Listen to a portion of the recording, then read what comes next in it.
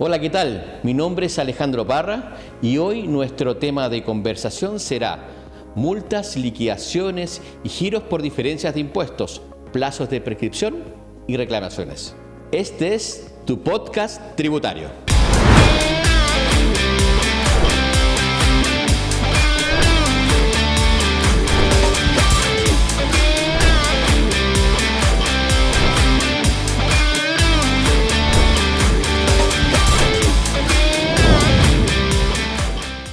Bueno, y qué mejor para dar inicio a esta conversación que nuestro gran invitado que hoy, el día de hoy ya está acá. Y lo quiero presentar con sus credenciales, ¿cierto? Vamos a partir que hoy es socio fundador de Mizrahi y Béjar Abogados, fue exdirector del grupo tributario de AZ, exgerente de tax en EY, abogado titulado con distinción máxima en la Universidad Diego Portales, magíster en Dirección y Gestión Tributaria de la Universidad Adolfo Ibáñez, con gran experiencia académica como profesor de Derecho Tributario en diferentes universidades. Le quiero dar la más cordial bienvenida a mi amigo Camilo Béjar.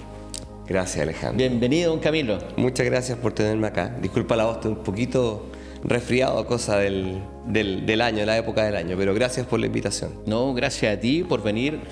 Yo creo que fuiste los primeros que dijeron, levantaste la mano y dije, yo quiero estar, así que Feliz. Te agradezco un montón, de verdad. Con Camilo nos hemos conocido, cliente en común, así que esta amistad que se ha forjado ha sido de mutuo trabajo, así que de verdad te agradezco mucho que estés acá.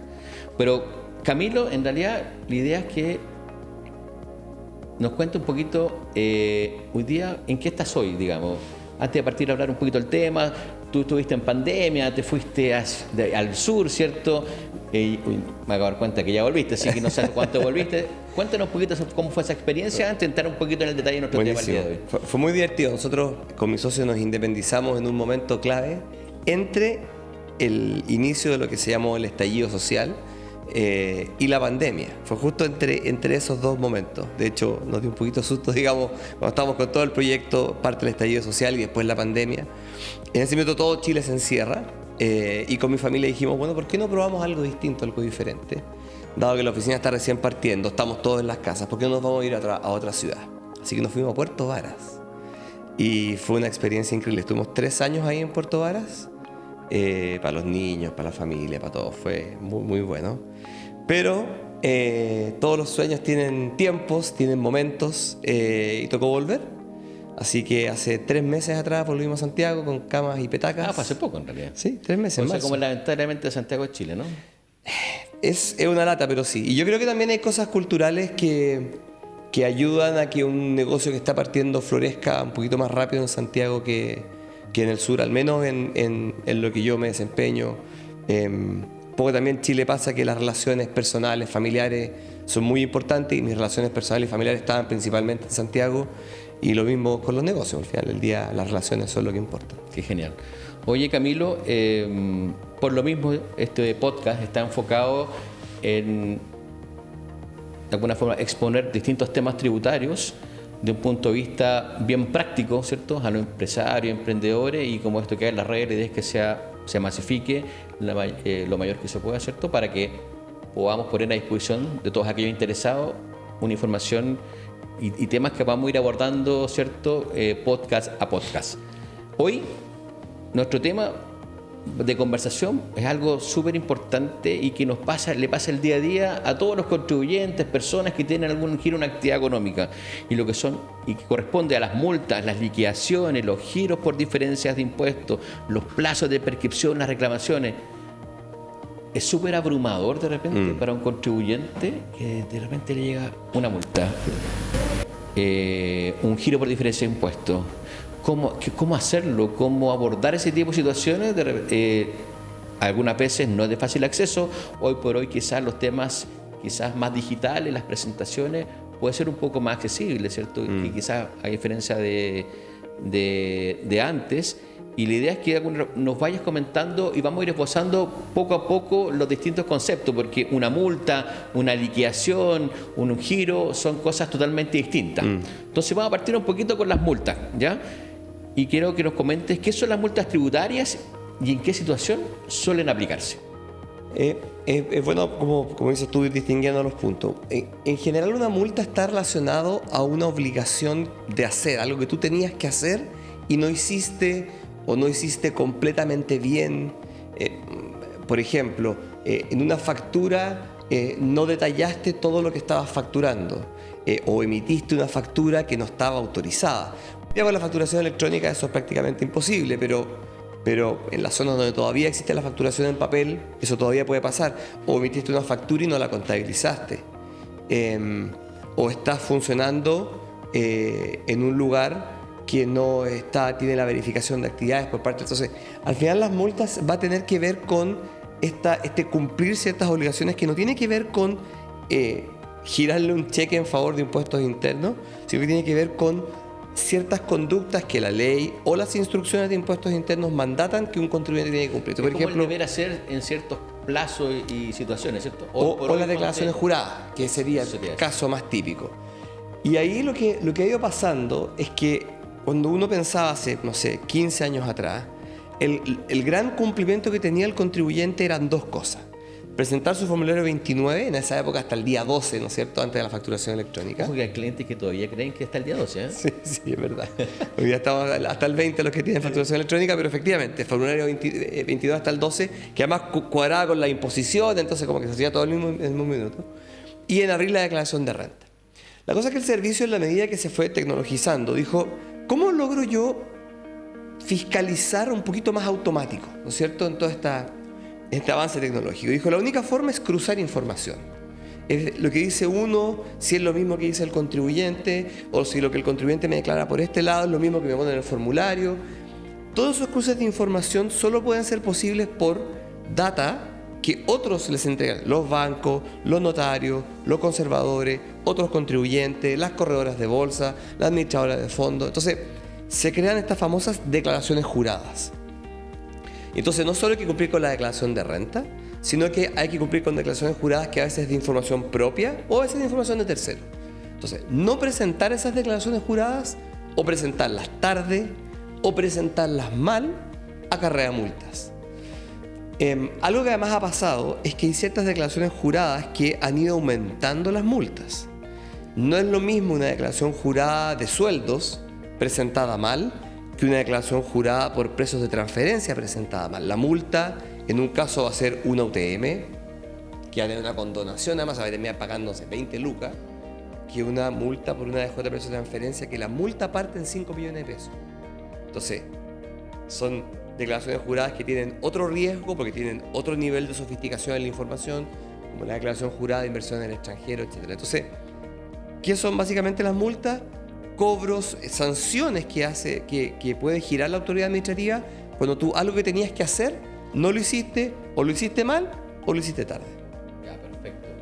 Y si podemos esbozar un poco lo más común que las empresas se ven enfrentadas son, o sea, multas por una división no informada en tiempo, por ejemplo, multas por declaraciones de juradas fuera de plazo, o que no hiciste, o los impuestos de alguna forma, formulario 29, formulario 50, ¿cierto?, que van fuera de plazo, no sé, contribuciones, o sea, cualquier impuesto de alguna forma que no esté en el plazo estipulado me acarrea definitivamente este concepto de multa. Por eso hay que distinguir entre multas que están relacionadas a no haber pagado un impuesto, que eso es un tipo de multas, que en general es un porcentaje del impuesto que no pagaste, y otro tipo de multas es por no haber hecho algo que tenías que hacer. Se me perdieron los libros de contabilidad y no avisé, por ejemplo. O estaba mirando, porque estas multas de obligaciones de hacer en general el servicio lo gradúa y dice, están las graves, están las menos graves, están las leves y están las levísimas. Y obviamente depende entre más graves, más alta la multa, entre menor importancia el servicio de esto, la multa es más chica. Cuando se generan estas multas, ¿el contribuyente puede acceder a algún beneficio? Porque esta multa obviamente implica un gravamen, tiene interés y tiene alguna forma de reajuste. ¿Es susceptible de condonarse ese tipo de multas? Efectivamente, existe un porcentaje de condonación que se puede pedir a impuestos internos, sobre todo en las multas que tienen que ver con el pago de impuestos. De hecho, hoy día está graduado, ¿te acuerdas? Hace años atrás le pasó con el caso Johnson, cuando se condonaron el 100% de los intereses y las multas, que implicó incluso la salida de un director nacional de impuestos internos, casi por presión mediática. Porque de alguna forma el director dijo, yo me regí por todas las directrices que habían en el mismo servicio para poder condonar estas multas, y aún así tuvo que salir. Y ahí se creó toda una política y dijo, básicamente, en general los contribuyentes acceden a un 60%, 70% de condonación de multa, e incluso si pagan en tesorería el porcentaje es mayor y puede llegar hasta el 80%. Sobre eso son causales muy especiales para mayor condonación, personas casi que de muy escasos recursos, con una situación económica muy complicada, o una situación muy extraordinaria y muy justificada para poder acceder a un porcentaje mayor de condonación. ¿Tiene algún plazo eso? O sea, si yo, para esa condonación, para solicitar esa condonación, ¿qué pasa? Un ejemplo. Sí. Voy por un tema de querer que esta cosa no suba más los intereses, que los intereses y las multas son estratosféricos, yo voy y pago. Y me accedo a la condonación que me aparece en línea. En el sistema. En el sistema. Correcto.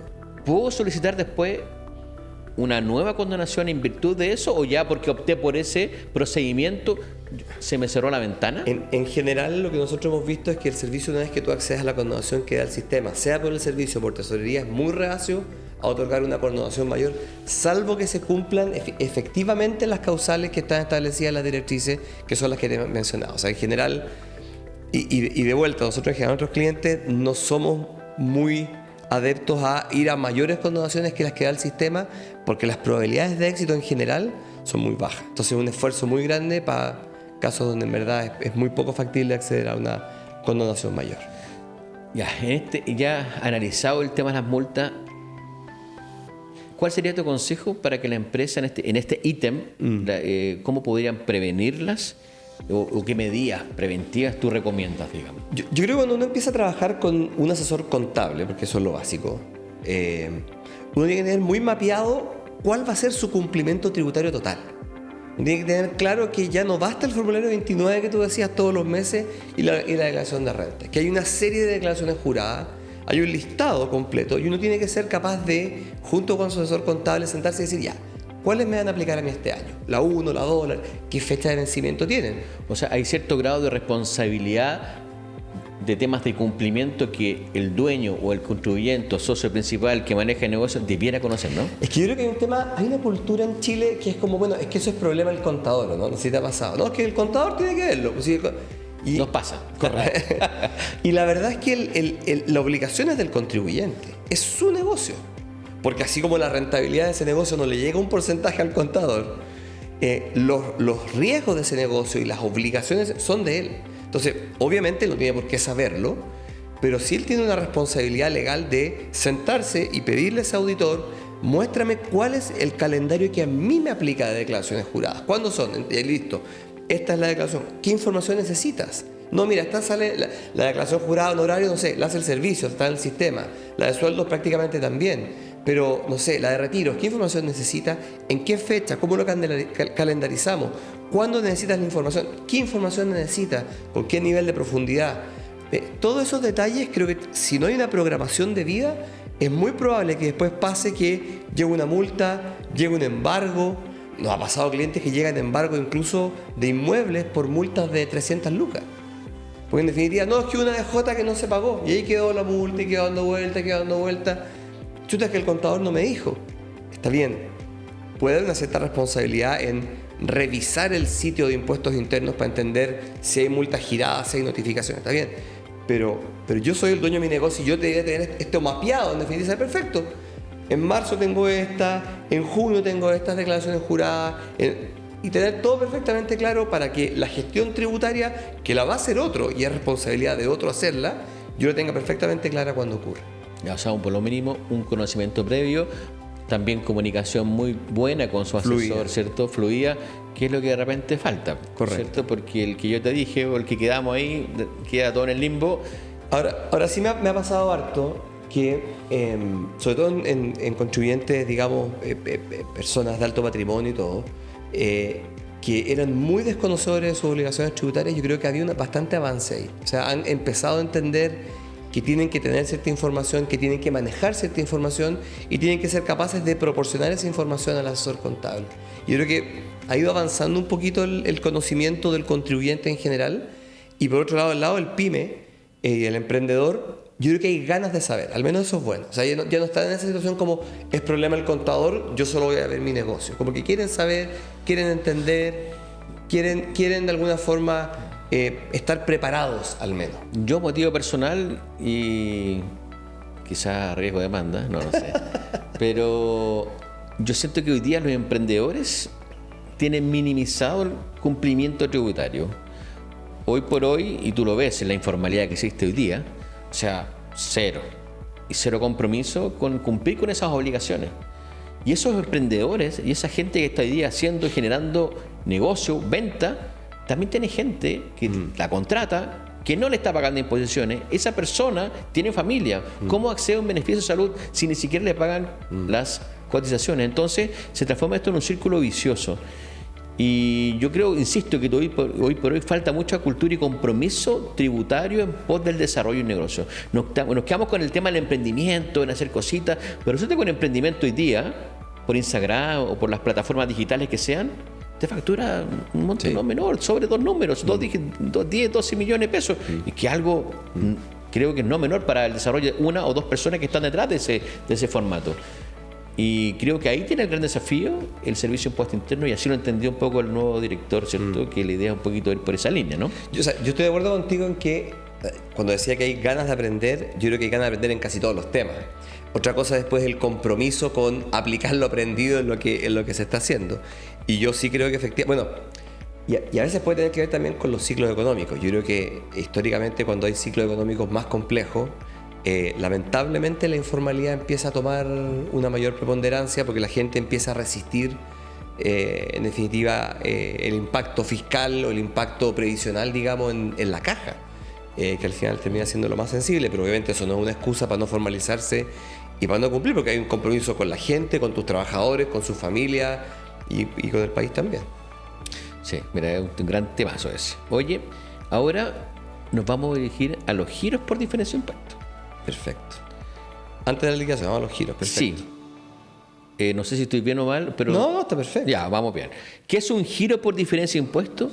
Si existe alguna formalidad en este escenario del giro. Ya, quizás voy a tener que tocar un poquito la liquidación y ir o a las dos cosas. No. A ver, el giro al final del día es la orden de cobro. Hay que entender un poco que en Chile es una cosa bien singular, que tenemos una agencia que se dedica a determinar cuánto hay que cobrar, y ese es impuesto interno. El impuesto interno es el que dice y determina si la declaración está buena, está mala, si es correcto, cuál es el número. Pero el giro, para usar un poquito el tema, para que la gente lo entienda, es un actuar en conjunto con el ente fiscalizador. O sea, nos revisamos la diferencia. Es que para allá voy. Entonces, antes de eso, es que el giro puede llegar a veces de forma automática. Por eso quería ir al concepto mismo de cómo funciona. Está uno que es el que determina qué es impuesto interno y está otro que es el que cobra, que es tesorería. Con tesorería uno puede discutir si está bien el número, si está mal el número. Entonces, ¿cómo funciona en la práctica el sistema? Para que tesorería pueda cobrar, impuestos internos tiene que dar una orden y decir, hay que cobrarle tanta cantidad de plata a este contribuyente. Y eso se llama giro. Esa orden de cobro se llama giro. Entonces, cuando impuestos internos emite un giro, cuando estima que un determinado impuesto se debe, que una declaración no es correcta o no se hizo y debía hacerse por ese monto, y por lo tanto dice, este contribuyente debe tal cantidad de impuesto, de este tipo de impuesto, y emite un giro. Y ese giro se lo notifica al contribuyente y en ese minuto se lo entrega también a tesorería. Y de ahí en adelante la cobranza del giro es un tema entre tesorería y el contribuyente. Hoy por hoy ese giro puede ser automático. A veces pasa, por ejemplo, con las declaraciones juradas. Hace poco partió un plan nuevo que giraron así. Correcto. A rajatabla, disculpa la expresión. Incluso los mismos fiscalizadores no sabían de qué eran los giros. Porque era así ese procedimiento. Porque además el giro es básicamente un formulario muy resumido donde dice datos del contribuyente, cuánto es lo que se está girando, y hace referencia a otro acto, en general que en teoría es anterior, que es la liquidación. La liquidación es donde Impuestos Internos dice: yo creo que este contribuyente me debe esto, y digo creo porque legalmente las liquidaciones son provisorias hasta que no se giran. Ok. Entonces, yo creo que el contribuyente me debe este monto. ¿Y por qué lo creo? Porque es producto de toda esta revisión que yo hice y por todos estos fundamentos. Entonces, salvo que sea un giro por una declaración jurada, es decir, por algo que yo no hice, cuando es el caso de impuestos, un giro tiene que estar siempre precedido por una liquidación, por el acto que pasa antes. Entonces, la teleserie del giro, por así decirlo, cómo se teje, que en teoría lo primero que yo debiera recibir, y por eso, como tú decías, estos giros de la nada sorprenden tanto, la teleserie del giro, ¿cómo ocurre?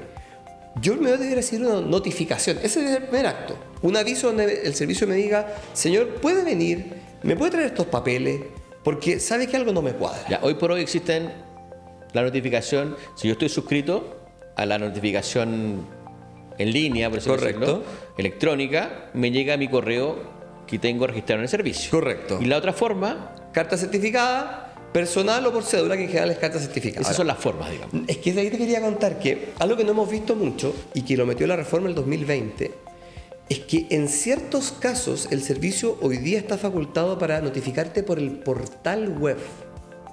No es en todos los casos.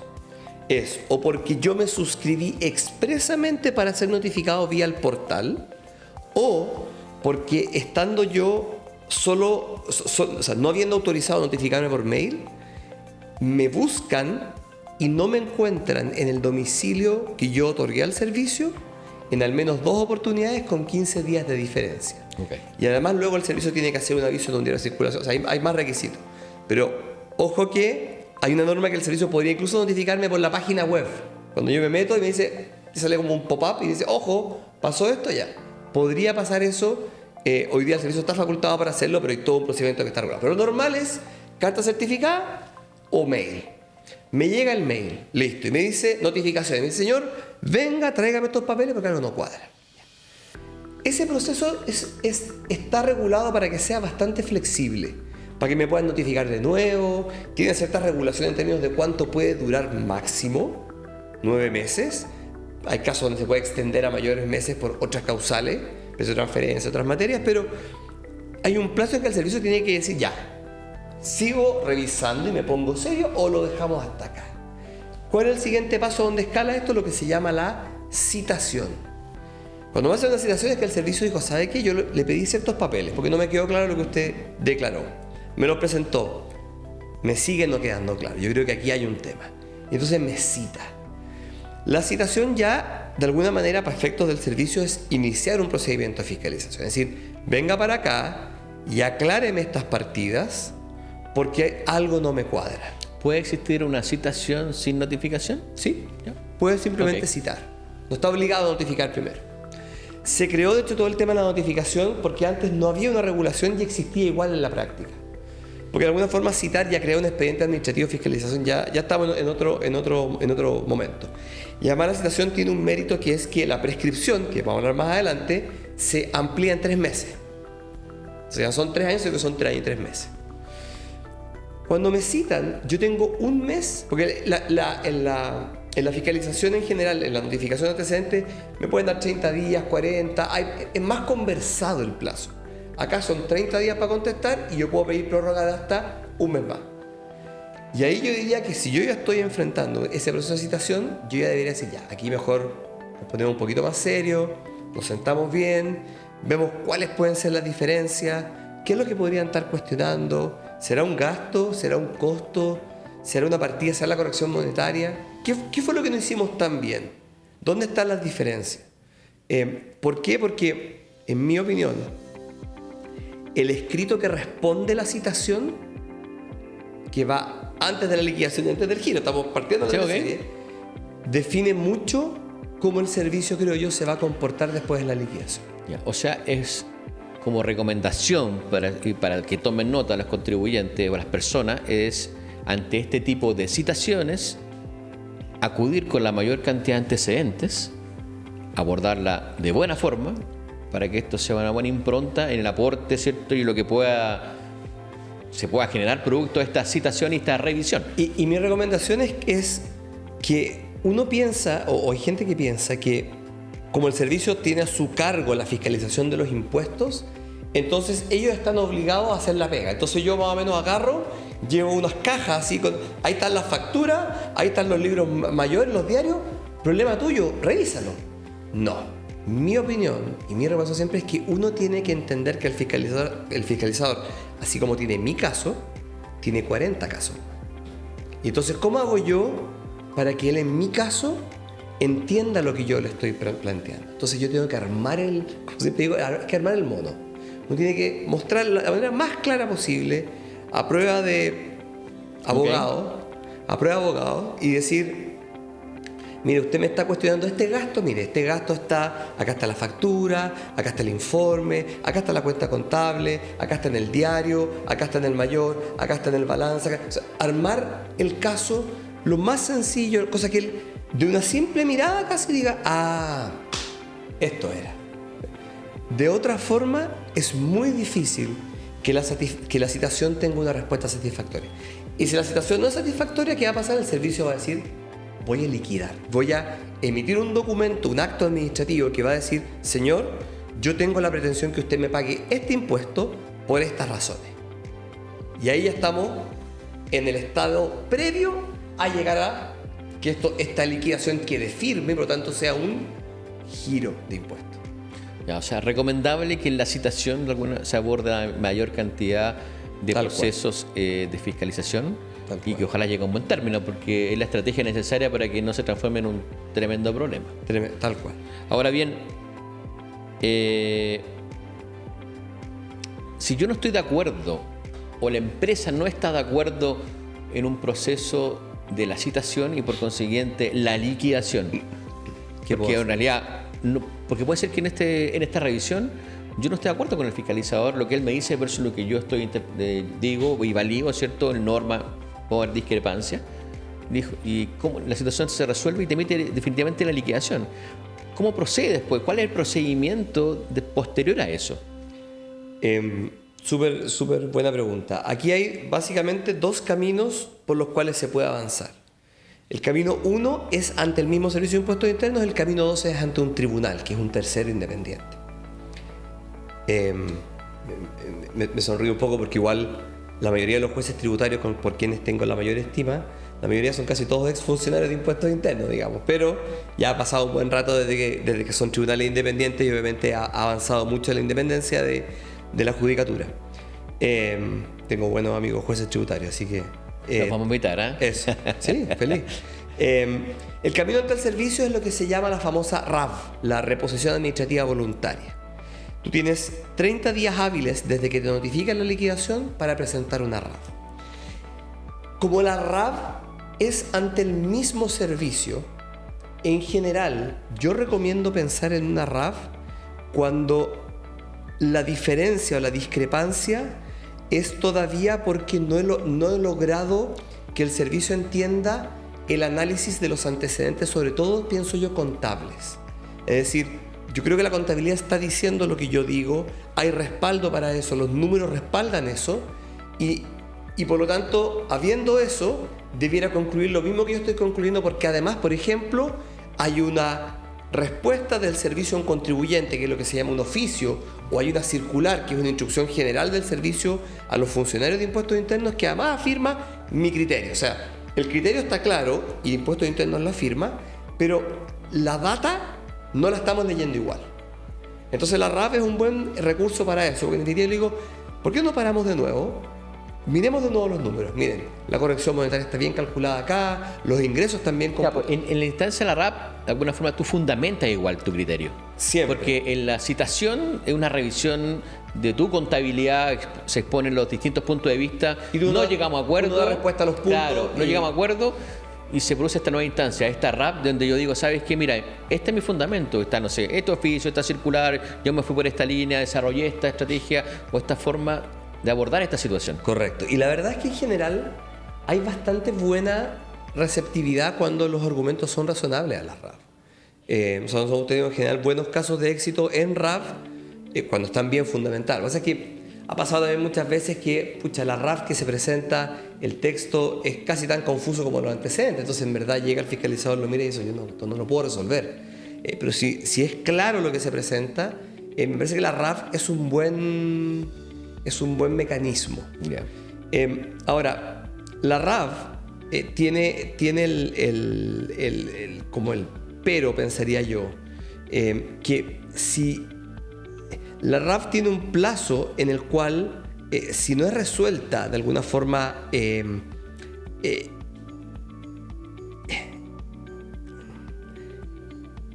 si bien la interposición de la RAF suspende el plazo para el recurso, la RAF hay un plazo máximo en el que se entiende rechazada.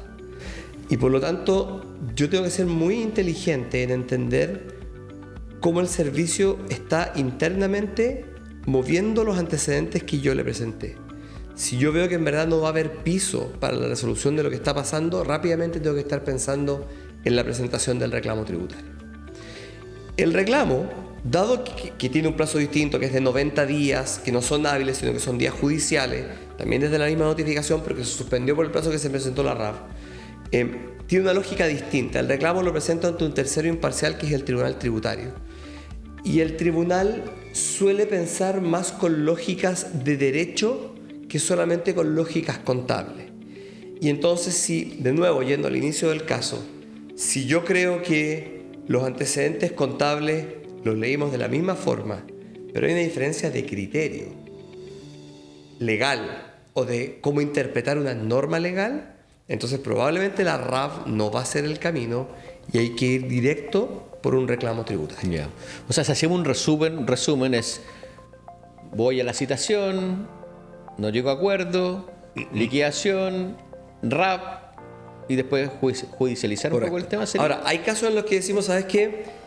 Aquí el tema es un tema de criterio, vamos al tribunal, punto. De una, y vamos a reclamo. Y lo hemos hecho muchas veces así. Ya, y no hay otra. Ahora, sí también entender los tiempos.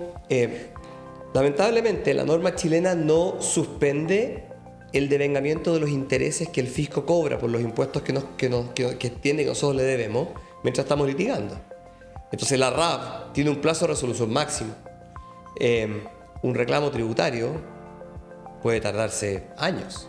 Nosotros tenemos reclamos que tienen un par de años, sobre todo en algunos tribunales en Santiago, que tienen un par de años pegados, digamos, sin avance. Y el tribunal dice, bueno, sobrecarga el tribunal, y esa es la excusa. No, es que nosotros partimos sobrecargados.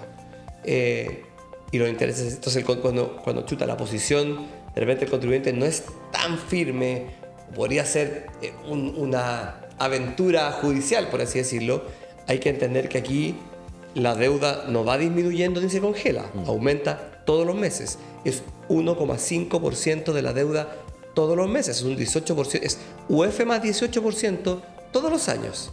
Entonces, si yo quiero seguir litigando hasta la Suprema, que puede ser varios años, tengo que entender que si pierdo, mi cheque no es el mismo que yo estaba pensando el día 1.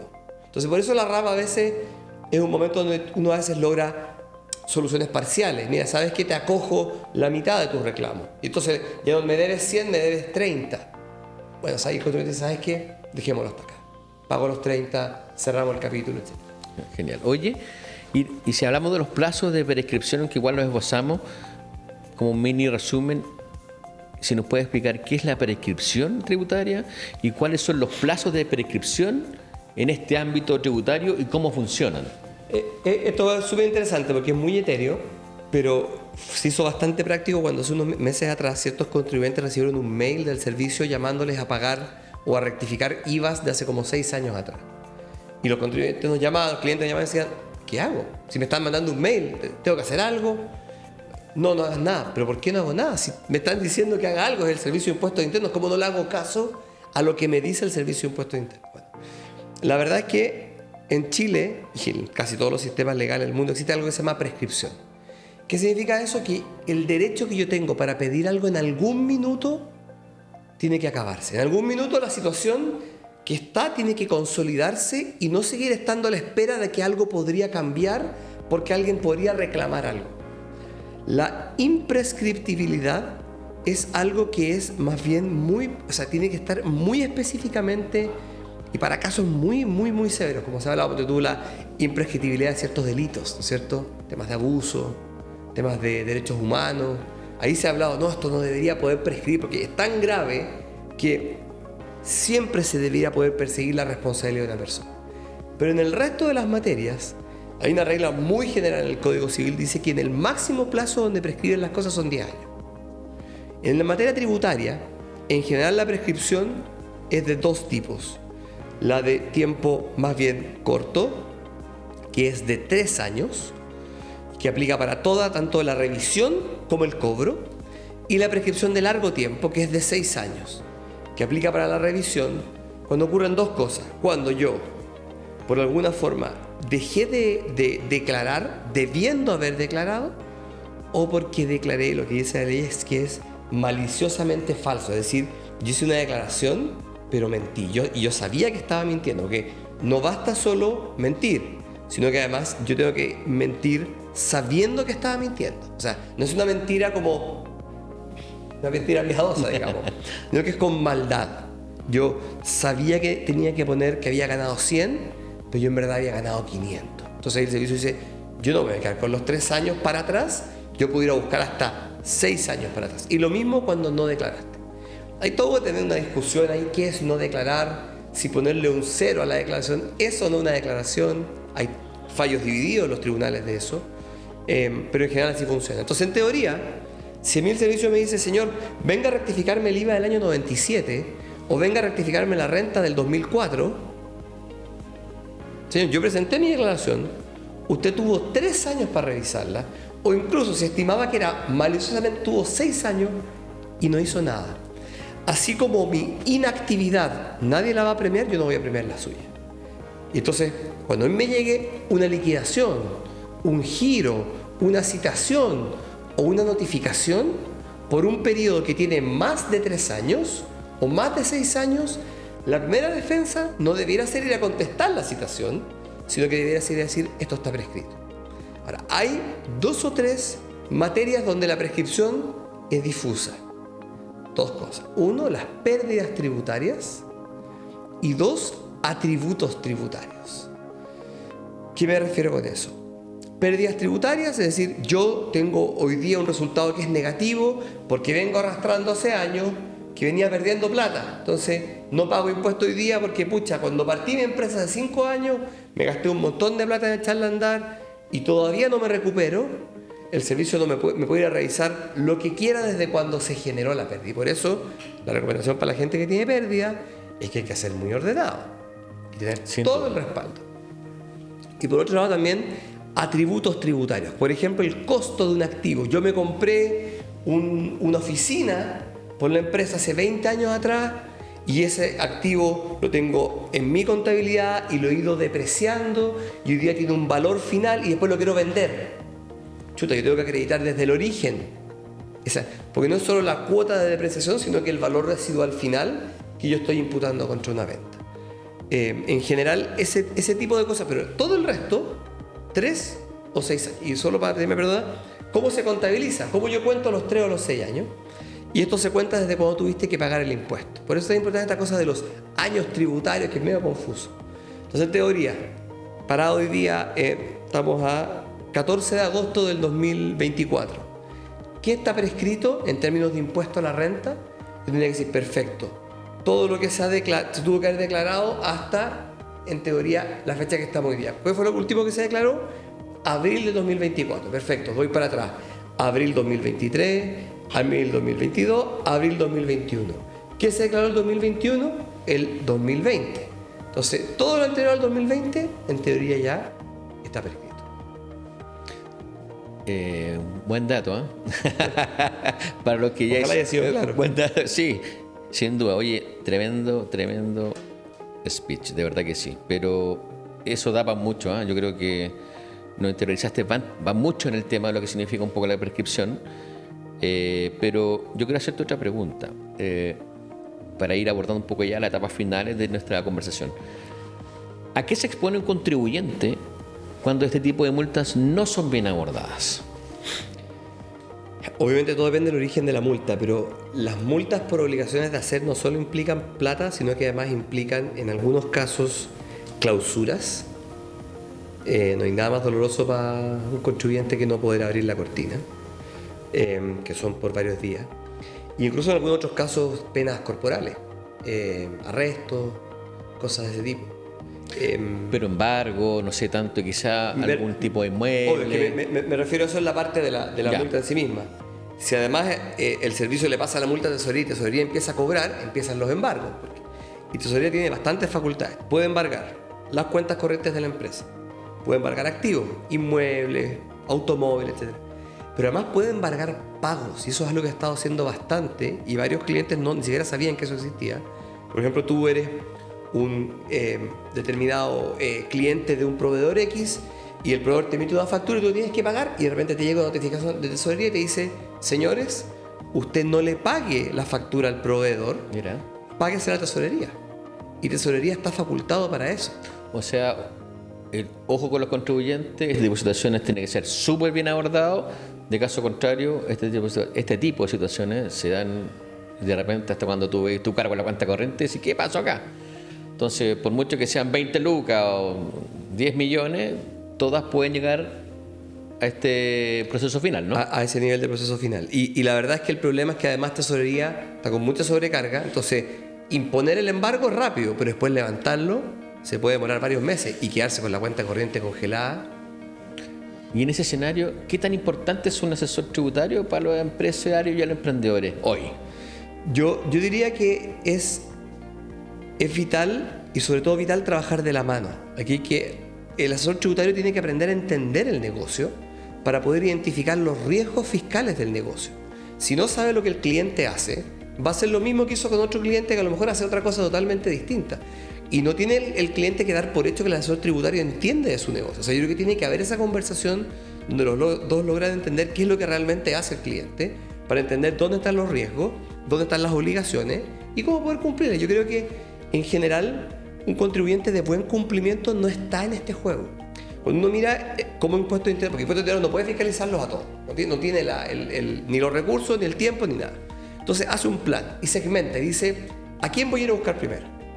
Y a los que va a buscar primero, en general, es a la gente que tiene un comportamiento riesgoso. Entonces hace una materia de riesgo y dice: ¿quiénes declaran tarde? ¿Quiénes pagan mal? ¿Quiénes no pagan?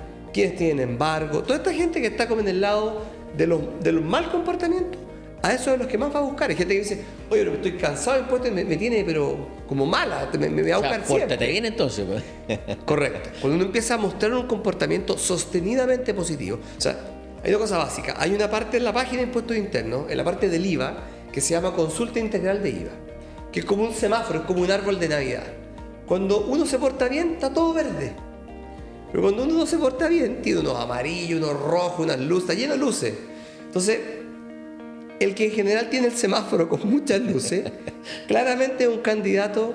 Si yo tengo observaciones en la renta por mucho rato y no las subsano, y las dejo estar, y me dejo estar, es muy probable que voy a ser un candidato a una fiscalización, porque el servicio básicamente va a decir: bueno, aquí hay donde agarrar algo, si diría aquí hay desorden, o aquí puede haber falta de prolijidad.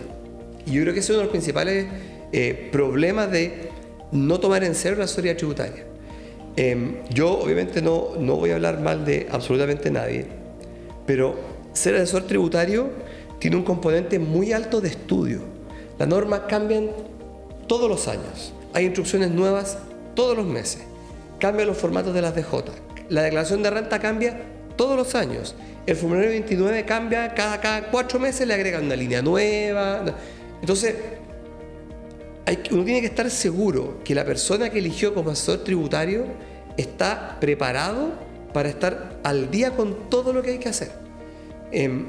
Y lo segundo, que además estamos en un mundo que se mueve de la forma a la sustancia. Hoy día no solo hay que parecer, sino que hay que ser. Entonces, todo ese mundo de asesoría tributaria muy formalista, muy con la astucia, muy con estructuras un poquito artificiales, la verdad es que eso va un poquito en retirada. Perfecto. Oye, y para finalizar, corto y preciso, algún consejo. Consejo a estos emprendedores. o empresarios que están partiendo recién en su actividad, ¿cierto? Que pretenden desarrollar un negocio. ¿Qué le dirías tú a ellos? Yo les diría que es bueno tener amigos, pero para los negocios es mejor tener gente que sabe. Y hay que efectivamente elegir bien a un asesor que te acompañe como en el largo aliento del negocio. No solo pensar en el tamaño que tienes hoy día, sino que pensar en dónde quieres llegar. Y obviamente ese asesor es el que te tiene que acompañar desde a transitar de donde estás hoy día hacia dónde quieres llegar. Yo creo que a veces pasa que uno tiene una mirada un poquito de corto plazo y trata de buscar lo más barato. Yo lo entiendo, y entiendo en general los emprendedores que buscan eso. Pero el problema es que, como es típico anuncio, rápido, barato y bueno, elige dos. Entonces, cuando uno apuesta al largo plazo, tiene que apostar por gente que lo va a acompañar en ese largo plazo. Y eso no implica el más caro, se implica en definitiva alguien de confianza y que tiene la espalda y las herramientas para poder estar al día con todo lo que hay que hacer. Genial. Muchísimas gracias por tu análisis, por la buena disposición. Yo también le haría quizás yo hago un resumen de repente a los clientes, les digo, si tú inviertes en tu salud y estás dispuesto a hacerlo sin ningún inconveniente, esto es lo mismo al fin y al cabo, porque vas a invertir en tu negocio, que es tu proyección, y esto te da la estabilidad. A mí eso es, digamos. Así que te agradezco un montón, Camilo, por tu exposición hoy día, fue súper clara y certera, pero no queremos terminar esta entrevista sin hacer algo súper importante que estamos haciendo, estamos innovando, que se llama el ping-pong tributario. Así que hoy día vamos a hacer un ping-pong tributario con Camilo Bejar. ¿Cuál es tu nombre? Camilo Bejar. ¿Apodo? Camilo. ¿Deporte favorito? Buena pregunta. Correr. ¿Película que marcó tu juventud? Terminator 2. ¿Serie favorita? House of Cards. ¿Cumbia o rock? Rock. ¿Qué consejos darías para emprender? Pensar muy bien lo que se va a hacer y lanzarse. ¿Señor de los Anillos o Rápido y Furioso? Las crónicas de Narnia. ¿Habilidad que no tienes y te gustaría tener? Ser bueno para el fútbol. Soy tan malo para el fútbol. Somos todos iguales. Garabatos que piensas frente a un problema. El primero que se tenga a la cabeza. Mierda. Si no fueras asesor tributario, ¿qué hubieras sido, Camilo? Músico. Me hubiera encantado haber sido músico. ¿Algún instrumento? Batería. Buenísimo. Pero tampoco soy tan bueno. Si pudieras eliminar algún impuesto, ¿cuál sería y por qué? Varios, pero sobre todo el impuesto timbre y estampilla.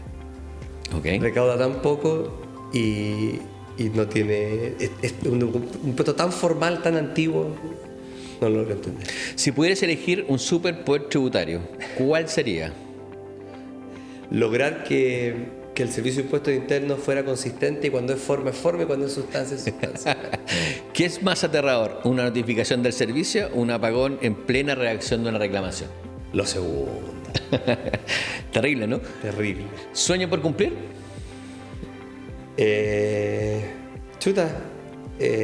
No lo había pensado. Es que yo me siento honestamente viviendo un sueño. Siempre quise emprender, siempre quise atreverme a hacer algo propio. Es muy cansador, pero es muy gratificante. Así que me siento en un sentido viviendo un sueño. Hay mucho por hacer, tenemos mucho que mejorar, pero me siento viviendo lo que siempre quise hacer. Genial. Y una última pregunta. ¿Cómo te definirías, Camilo, en una pura palabra? Tranquilo. Una persona tranquila. Muchas gracias, Camilo. Te agradezco de verdad un montón por participar. Espero tenerte en futuros programas. Te dejo cordialmente invitado. Y a todos nuestros oyentes y quienes nos visitan, ¿cierto? Le agradezco su preferencia y los dejo invitados a nuestro próximo podcast tributario en Paratax. Nos vemos.